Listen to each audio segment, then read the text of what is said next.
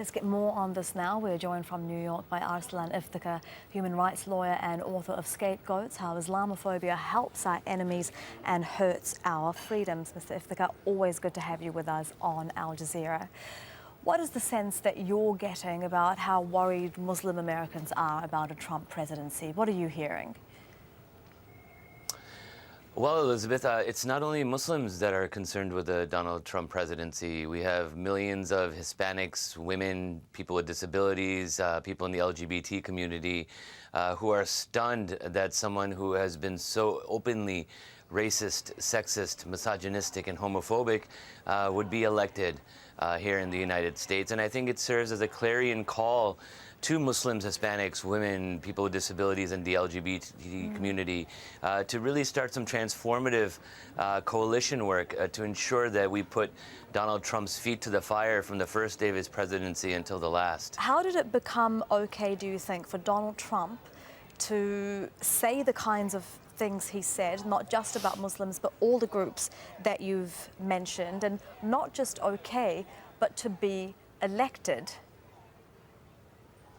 Yeah, Elizabeth, you know, I always tell people that Islamophobia did not begin with Donald Trump and will not end with Donald Trump. We forget that Islamophobia has become a part and parcel of the Republican political platform.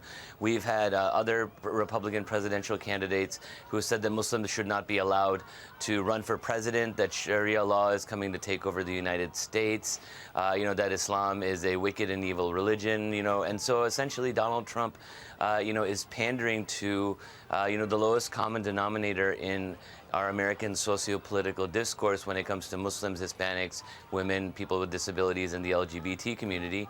And you know, it's high time for journalists, public intellectuals, and activists to speak out, especially since he is going to be occupying the White House for the next 4 years. And is it because those sorts of things that you've mentioned have been said not just by Trump but by other Republicans before him, is that why we are now seeing an environment? I mean, 2015 saw the largest number of attacks against Muslims, hate crimes against Muslims since the 9/11 attacks. And just in the few days since Donald Trump has been elected, we're hearing reports of attacks against Muslims. Yeah, Elizabeth, you know, I've been doing this work for over 15 years, since September 11th, and you know, I have never seen it this bad, to be quite honest with you. I'm hearing anecdotes from all over the country about Muslim women who wear the hijab, who are being attacked and accosted and verbally assaulted. My own sister in Chicago this week alone has been verbally assaulted twice by male Trump supporters and elbowed once by a woman in a store simply because she wears the hijab, the headscarf. And so, you know, for millions of American Muslims, you know, we are going to have to stand up and fight for our constitutional rights, definitely in the time of a president who really does not care about the rights of minorities in America.